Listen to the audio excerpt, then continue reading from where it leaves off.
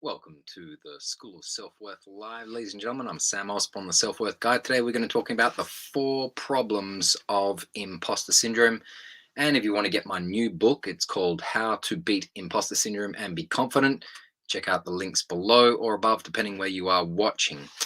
Also, I want to invite you to check out my free starter kit called Crush Imposter Syndrome Forever, the starter kit for bulletproof confidence, also at samosborne.com/starter kit.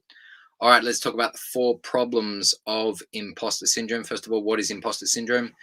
Imposter syndrome is the fear that people are going to find out that you are faking your competency, which is a weird thing to think about, right? To be afraid that people are going to find out that you are not as good as what you really are. It's strange to think about that, right? So, imposter syndrome has got 4 levels to it. Number one is the external observable problems, which is the things we can see. So, do you have problems taking praise? Do you have problems taking a compliment? Do you talk down to yourself when people are trying to say something empowering towards you? Or do you find you don't really speak up in meetings? You kind of stay quiet. These are observable facts about someone who could have imposter syndrome.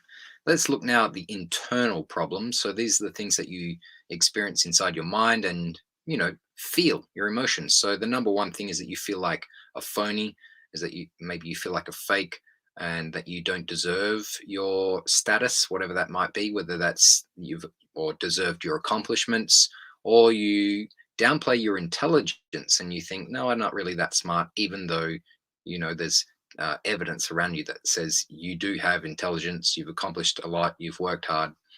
So that is the internal experience, really, is that you have this anxiety that people are going to find out that you are out of your depth, and that can plague people and make them overthink and self-doubt and over prepare and be afraid of being themselves. So that's the internal experience of imposter syndrome.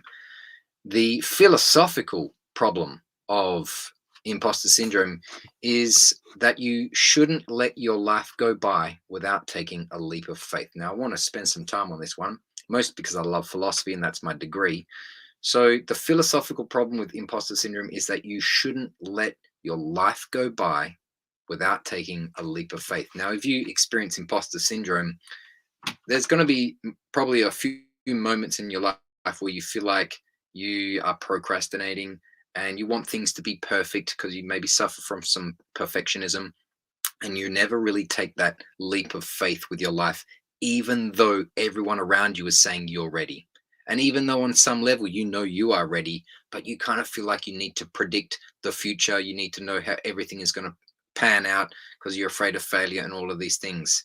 And people shouldn't feel this way. They shouldn't be afraid to be themselves and take a chance on themselves. So that's a big philosophical problem. So you shouldn't let your life go by without taking a leap of faith if you're suffering from imposter syndrome. And the last level of the problem of imposter syndrome is actually the enemies. Let's talk about the enemies and the villains. Or let's personify what imposter syndrome is: the fraud police. The fraud police are this imaginative, fictitious group of police that go around or are apparently hunting you down, and they're going to crash through your door and they're going to accuse you and arrest you for faking your expertise, your intelligence, your accomplishments, and they're going to point their big finger at you and they're going to get clipboards out. Yes, clipboards, and they're going to go faking that, faking that, faking that. They're going to post on social media that you're a big fat fake and it's going to be horrible and everyone will reject you. That is the fraud police, and they don't exist. But we think that they exist in everyone else. If you've seen the movie The Matrix, it's like everybody in the Matrix can turn into Agent Smith or one of the agents at any point and just come after you. Well, the same thing with imposter syndrome and the fraud police is that we have this anxiety and this thought that there are these imaginative secret agents out there who are tracking us down, and they are going to find out that we are out of our depth and that we don't know what we're talking about. and they're going to let everybody know that we are a phony. That is the enemy of imposter syndrome, the fraud police. Now, we all know that that is completely made up in our mind, but it still seems so real to us that imposter syndrome, we feel like an imposter. So that's the 4 levels, or the 4 levels of the problem, or 4 types of problem of imposter syndrome. Let me summarize. Number 1, you have the external observable problems of can't take praise, can't accept a compliment, don't speak up in meetings. Number 2 is the internal problems of self-doubt, of feeling like a phony, that you don't deserve your accomplishments or your expert status, that you can't feel like you can be authentic. And of course, that affects your self-confidence and your self-worth. And then there's the philosophical problem, is that you shouldn't let your life go by without taking a leap of faith or taking a chance in yourself. And then there's the villain. That's the fraud police. That's this imaginative bunch of people running around chasing, looking for you to accuse you of being a big fat fake, and you should feel very afraid of that. All right, so if you've enjoyed this video, I want you to check out my new book. It's called How to Beat Imposter Syndrome and Be Confident. It's a 30-day challenge, and you can get it at samosborne.com/books. Check it out right now. I'm going to show you a copy. Got a copy up here right now on the shelf. Here it is. Now, the green screen is not going to behave very well, but there it is. How to Beat Imposter Syndrome and Be Confident.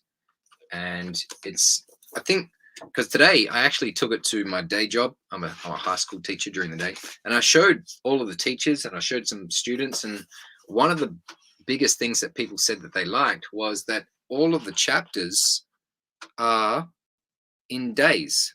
Okay, so there's the first week, and then there's day 1. You should do this, day 2, etc. Okay, so everything is nice and structured for you, and every chapter comes with a little quiz or a writing challenge, and you can write directly into the book. So the book is a workbook. Okay, I want you to get this book, and I want you to scribble your notes, your gems of wisdom in it. Get this book at Amazon right now, in paperback or on Kindle. You are not going to regret it, because if you don't get it, you might just watch your life go by and feel like you never took a chance on yourself. And that would be a tragedy, people. So don't let that happen to you. Go get this book, Beat Imposter Syndrome. Have a wonderful day.